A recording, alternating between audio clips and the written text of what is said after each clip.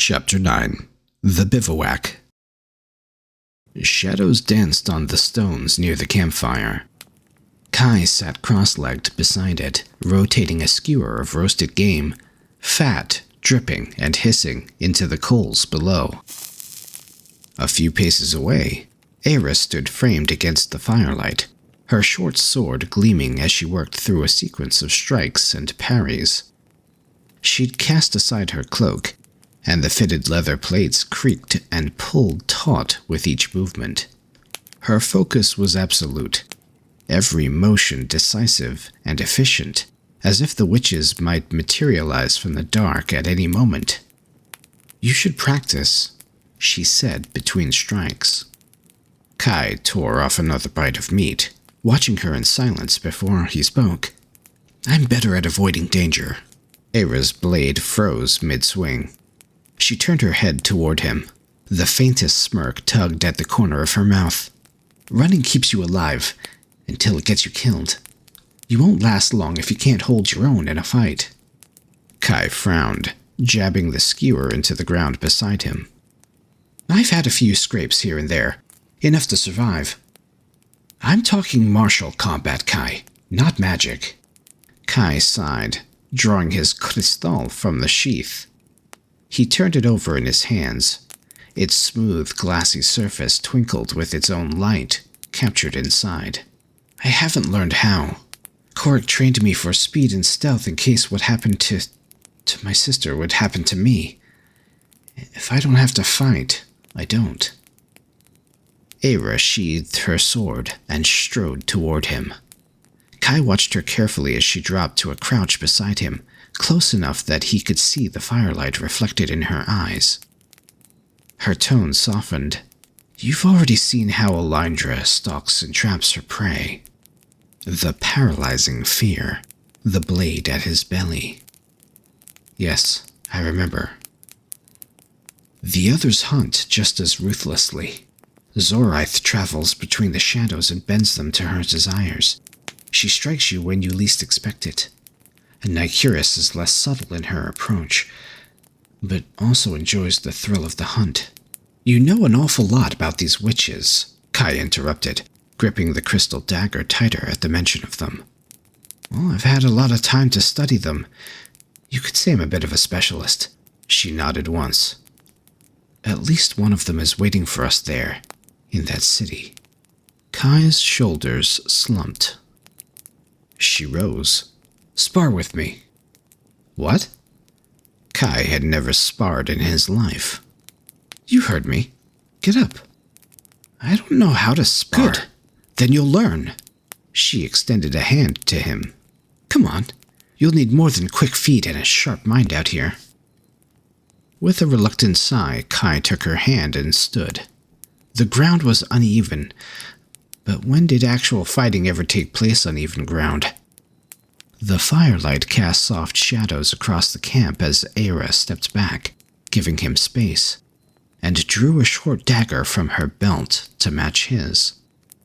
"All right," she said as she widened her stance. "First rule of close combat: don't think about winning." "Should I think about losing?" "Surviving," she corrected. "Keep your stance wide, one foot in front of the other. Bend your knees. Keep your limbs loose and ready to move. Your weapon should be close and your movements quick. Got it?" Kai mirrored her stance awkwardly, holding the Kris'thal in front of him. "Like this?" "Not quite." Eira stepped forward, nudging his foot into a better position with her boot. She adjusted his hold on the dagger. "Better. Now try to hit me." "I thought you were going to teach me, not bully me." "This is the teaching part," she said with a smirk. "I haven't even begun to bully you." "Yet." "Well, that's reassuring." "Go on, Kai. Strike." With a grunt, Kai lunged forward with the Kris'thal in a stiff and unsure motion. Eira sidestepped his advance easily, the leather sheath of her dagger tapping his wrist just hard enough to make him flinch. "Too slow. Again." He tried again, and again. Each time she evaded him with infuriating ease, her blade finding his hand, arm, or shoulder with light, precise taps. Finally, she stopped and stepped back, lowering her dagger. "You're predictable," she said bluntly. "Your body telegraphs every move before you make it. Don't think so much. Feel." "Feel?" Kai muttered, rubbing his wrist. "All I feel are the bruises that'll appear in the next churn." Eira rolled her eyes, but there was a glimmer of amusement in her expression, as if she, too, were practicing something new and foreign. Mentorship, maybe. He wasn't sure. "Trust your weapon. It's an extension of you. You guide it, sure, but you also have to let it find its mark." Kai glanced down at the Kris'thal. Its magic hum seemed to drone high and low in time with his pounding heartbeat. He had the sudden urge to close his eyes. As he did so, the pulsing of the crystal seemed to drag at his chest. Calm, slow, and steady. His heartbeat began to match it. The frantic edge in his thoughts dulled, and his fingers settled naturally into the curves of the hilt. When he opened his eyes, the world felt slightly clearer. He stepped forward again. And this time, when he struck, Eira had to pivot sharply to avoid the blade. Her eyes lit with approval. "Better. Now, don't stop. Keep moving." The rhythm of their sparring filled the long hours of the Vale. Kai's strikes grew more fluid, his movements more intentional and authoritative. And though Eira still countered him at every turn, she seemed genuinely pleased with his progress. By the time they stopped, Kai was out of breath. His muscles ached, but he felt confident. Eira strapped the sheath dagger back around her ankle. "You're not hopeless," she said. As she rose, she rested her hands against her hips. "How'd you pick up what I showed you so quickly? Most people need weeks to remember sequences like that." Kai put the Kris'thal back into its belt strap. "Eidetic memory. Always been that way. So it makes me good with the runes. I can recall every pattern exactly as I've seen them." Eira's brows lifted as understanding crossed her face. "That explains it." She paused, then added, "Keep practicing. You might even survive this." Kai let out a dry laugh. "Ha ha! High praise." She smirked, returning to her spot by the fire. "Get some rest, Kai. At the churn we head into the ruins, you'll need all the strength you can muster." Kai nodded, dropping back onto the ground beside the fire. He held the Kris'thal up to the flickering flames, cradling it between his palms. He rotated it slowly, watching the firelight catch on its crystalline surface, illuminating the intricate lattice within. The fractal patterns shifted subtly, almost imperceptibly, forging fresh pathways and interconnected filaments, as if the blade was adapting, calculating. "Eira?" "Something's been bothering me." She glanced at him, arching a brow. "All right." Kai turned the Kris'thal over in his hands, feeling its weight. "How am I supposed to use this to bring light to the Nightshawl? What do I do with it?" Eira rubbed the back of her hand. Her eyes flickered to the fire, then back to him, weighing something. "No secrets," Kai said quietly. She let out a deep breath, slowly. "I'm not entirely sure, but I'll tell you what I know." She paused, seemingly organizing her thoughts. "There are 3 keystones holding the Nightshawl in place." 3? She nodded and raised a finger. "The Umbral Dream. It's a vortex of Prismir spewing from an island in Evergloom Bay. It's the mouth of the curse, feeding the Nightshawl. I guess we have to... plug it? Somehow?" "Yeah, you've got the right idea." She raised another finger. "Second, the Black Sentinel. High in their tower is the Voskrism Zoryth." What? Did you just sneeze?" Eira arched back and hooted once. It's I guess you could call it a siphon. The witches have a crystal that draws Prismir von Denera, feeding their own dark magic. Destroy it, and the Night Coven loses their immortality. All except the Mother. The Mother? Kai gulped audibly. All realms are led by a mother. In this realm, Velthera is the Den Mother. She's the third keystone. I've heard stories of Velthera, said Kai. She's a formidable witch for sure. Eira continued at a whisper. The other witches revere and fear her. They do her bidding. Why can't she be killed like the others? The mothers are all incredibly powerful. They stood with Kolsheda at the heart of the Ninefold Fracture, shaping the world's ruin. Her gaze lifted to meet his. Kai, you need to know. Velthera has her own Kravkaliarilath, a black trident. Only this Kris'thal, or another like it, will kill her. Kai's attention dropped back to the dagger in his hand. The sharp tip caught the firelight. Was this meant to pierce flesh?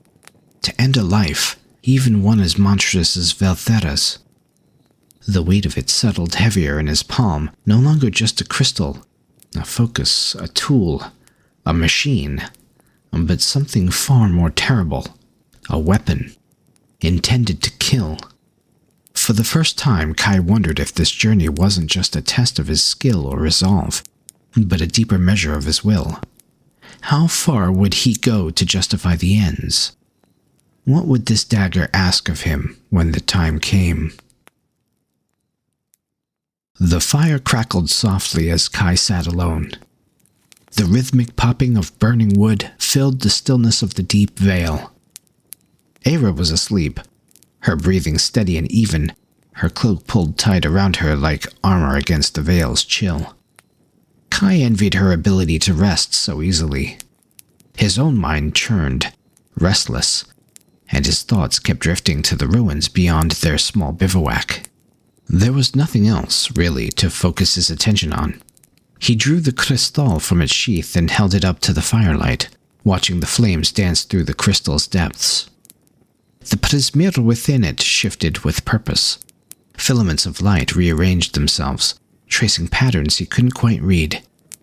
The blade seemed to be analyzing the fire, cataloging it, offering information in a language he barely understood.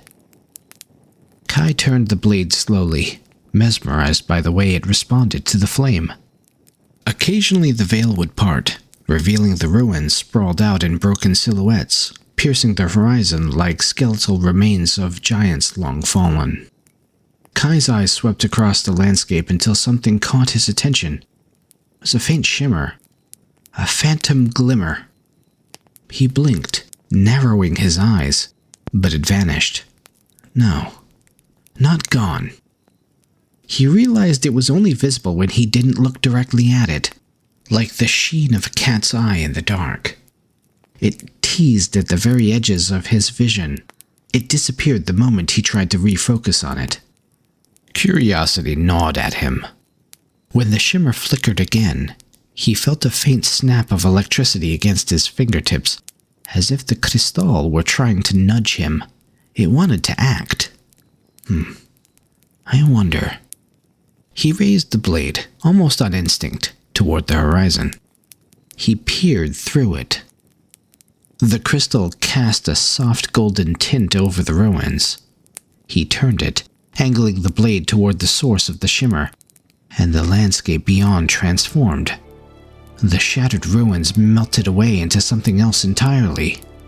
Through the crystal blade, a massive structure loomed at the center of the city, untouched by decay and otherworldly imperfection.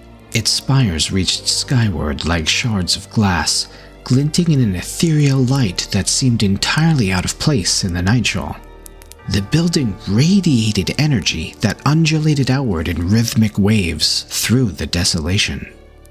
Kai's breath caught in his throat. He turned the blade slightly, adjusting his view, but the image remained true. He lowered and raised the blade several times.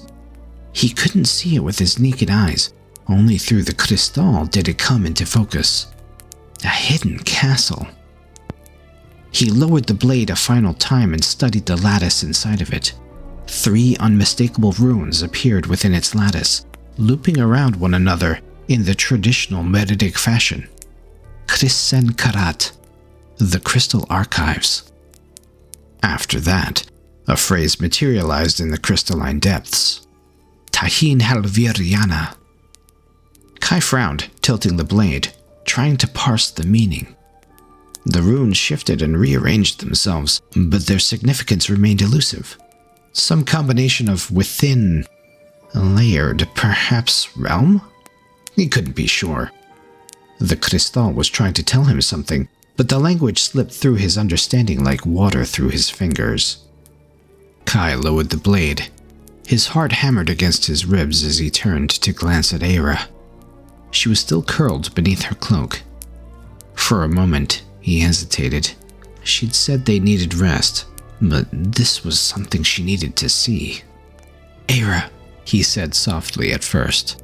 Then, louder, "Eira, wake up." She stirred. She grimaced as she pulled the cloak from over her head. What is it, Kai?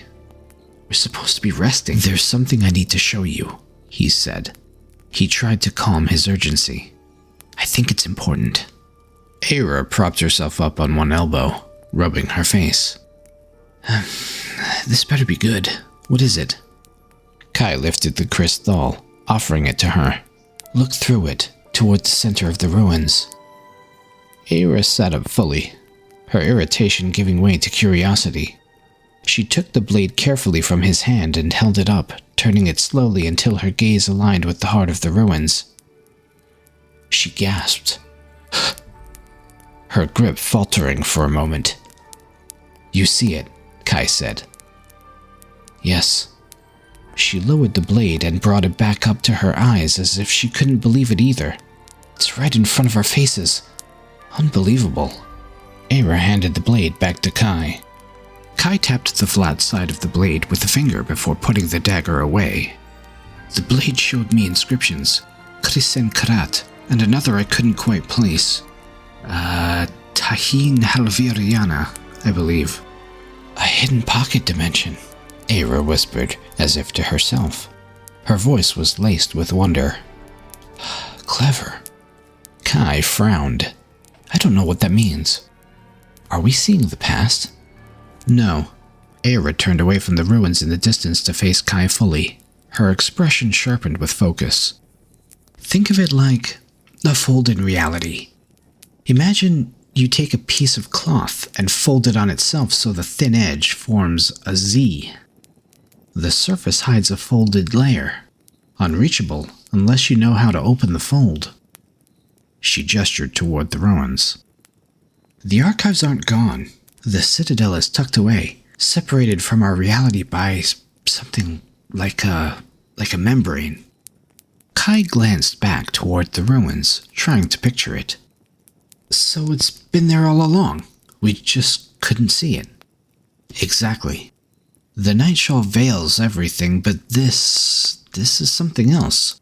Something removed the Crystal Archives from the world entirely, folded it away where the witches couldn't reach." "But if the Kris'thal can see it," Kai began, "then maybe it can help us slip through the fold," Eira finished. Her eyes gleamed with cautious hope as she tapped her lips with a curled finger. "If we can find the seam, then let's go," he said excitedly. Eira's hand settled on his shoulder. "Rest first, Kai, please." Her tone was gentle but unyielding. "Whatever's inside has waited this long. It's still protected and beyond their reach. If we're gonna face what's in there, we need to be ready." Kai glanced toward the ruins one last time. The part in the veil closed, and there was nothing but the abyss of the Nightshawl.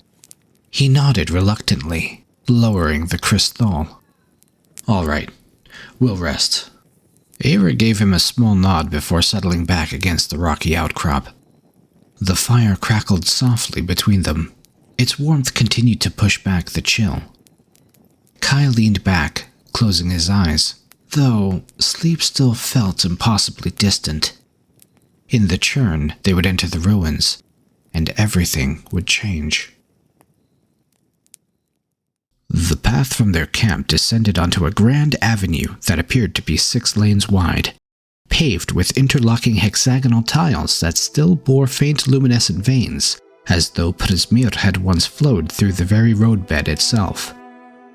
The surface was cracked now, split by deep seams where the earth had shifted over the centuries, but the scale of it spoke to something grander than any road Kai had ever seen. Pylons lined the avenue at regular intervals. The tops were sheared off or toppled entirely. Kai tilted his head back, studying them. Places where air carriages once moored, Kai, Eira said, noticing his wonder. And the larger airships docked higher up, further into the city. The buildings on either side were monumental. Shattered facades revealed honeycomb interiors of chambers and passages, all built from the same luminous stone that seemed to drink in what little light existed beneath the Nightshawl. Broken spires pointed skyward like accusing fingers. Perhaps before the war, they might have caught the daylight and refracted it into cascades of brilliant beams across the entire city. The road stretched into the heart of the ruins, disappearing into mist and shadow. On the horizon, massive structures loomed, pyramidal towers with geometric precision, domed halls large enough to swallow entire villages, and what looked like a colossal ring suspended vertically between 2 towers, its purpose completely unknowable. Eira walked ahead with cautious movement. Kai followed, unable to stop his mind from reconstructing what had been lost. He imagined the avenue alive with motion, airships descending in graceful arcs toward their docks, hovering carriages sliding along the elevated rails in silent procession, their passengers, scholars, artisans, merchants, dressed in flowing garments that shimmered with woven crystal thread. Street-level pedestrians moving between market stalls where goods from across the world changed hands beneath gold-adorned awnings. And everywhere, the hum of Prismir, a low, resonant frequency that might have sang through the very bones of Oasi'vros. But the dream clashed violently with reality. Kai's boots crunched on something. He glanced down. Fragments of what had once been a small transport of some kind. Wheels, a chain. Its metal framework lay corroded and twisted. Nearby, the remains of a large docking spire lay across the avenue like a fallen giant. A demand-sized crystal that might have once been perched at the top, cracked into 1,000 webbed fractures. Shards of stained glass jutted from the rubble. His boot kicked something half buried in the dirt. He crouched, brushing away debris to reveal a flat rectangular piece of pristine glass no larger than his palm, black as obsidian, and sleek and smooth. It fit perfectly in his hand, its edges rounded with precise, perfect craftsmanship. He turned it over. A single symbol was etched into the back. Elegant and minimalist, a maker's mark, perhaps. The surface transitioned from flawlessly smooth glass to the subtle texture of the etching beneath his fingertip. He tilted it toward the light. Nothing. No glow, no response. Whatever crystal had once powered it was long spent. "What's this?" he asked, holding it up. Eira glanced back, barely slowing her pace. "I don't know. Look hard enough and you'll notice them everywhere. It's like everyone had one." "Perhaps it was used to talk at a distance, like a quillbind," Kai said. "Maybe, but we'll never know." Kai looked down at the glass in his hand, then at the ruins stretching endlessly around them. How many more lay buried beneath the rubble? How many hands had held devices just like this one? He dropped it back onto the ground, and now they're just scattered across the ruins like fallen leaves, he muttered. Eira said nothing, but nodded in agreement as she turned back to the road ahead. The ruins became a labyrinth of toppled spires and shattered infrastructure. Kai couldn't shake the scale of it all. The ambition, the engineering, the sheer audacity of building something this magnificent. This hadn't been one city among many. This had been the pinnacle, the jewel of civilization. And now it was a tomb. The Kris'thal vibrated at his side. The blade seemed to recognize this place. Or was it warning him? Kai couldn't shake the feeling that they were being watched. "Hold on, Kai." Eira shooed him back, drawing her blade. The air grew colder. A prickling sensation crept up Kai's spine. The shadows ahead twisted and writhed, coalescing into a swirling vortex of darkness. The air shuddered as the inky mass gathered, pooling like liquid night in the center of the avenue. Eira froze, her sword snapping into a defensive position. "Stay behind me," she said sharply. "Stay close." Before he could respond, the pool of shadow began to rise, stretching and twisting into something vaguely humanoid. Tendrils of darkness slithered outward, snapping like living whips.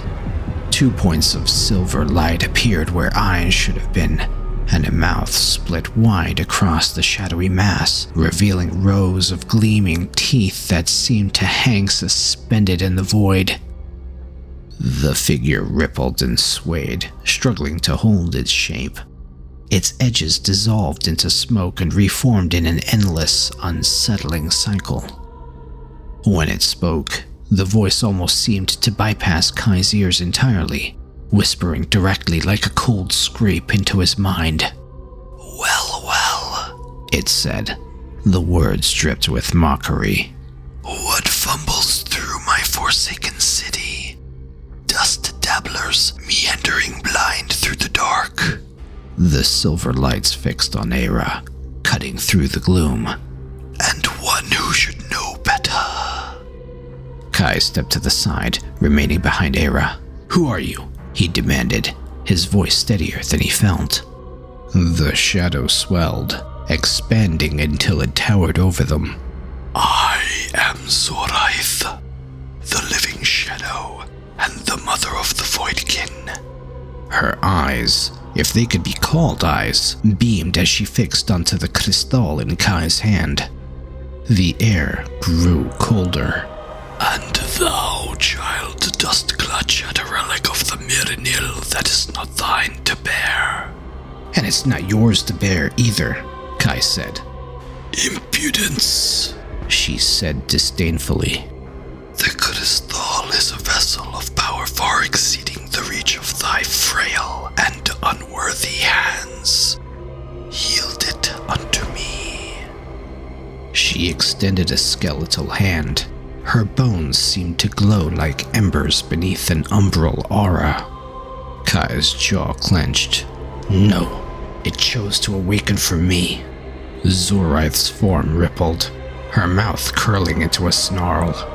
"O witless child, dost thou believe the Kris'thal doth choose its bearer, that it would deign to bind itself willingly to one as feeble and untried as thee?" "It has chosen," Eira cut in, her voice steady and sharp. "And it will never belong to Valthera."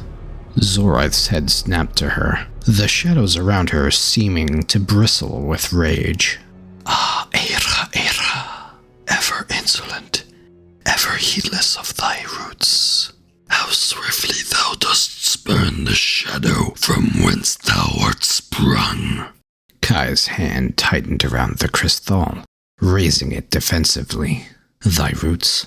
Spurn the shadow?" The words twisted in his mind, their meaning just out of reach. What was Zoryth saying?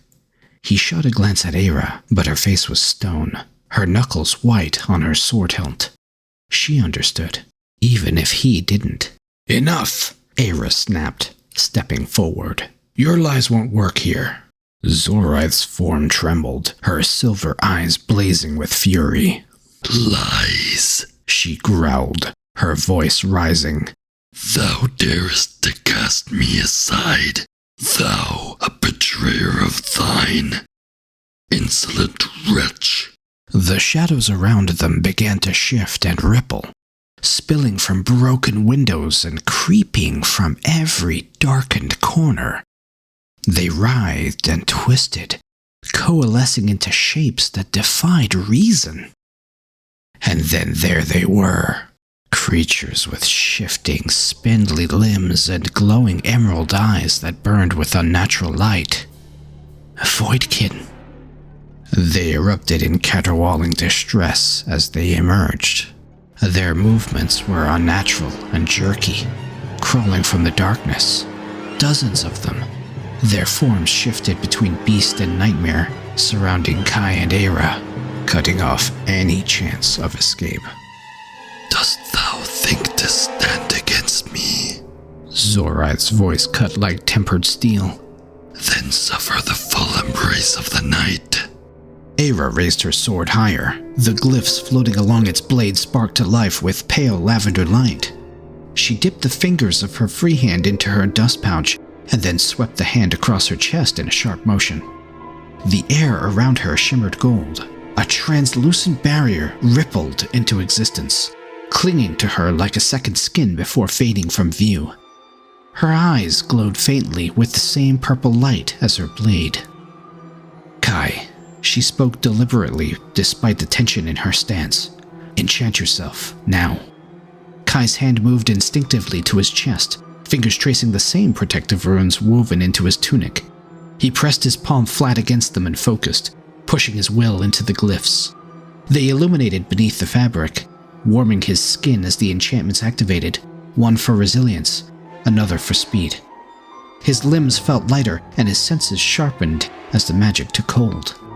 The Kris'thal shuddered in his hand, responding to the surge of prismir around him.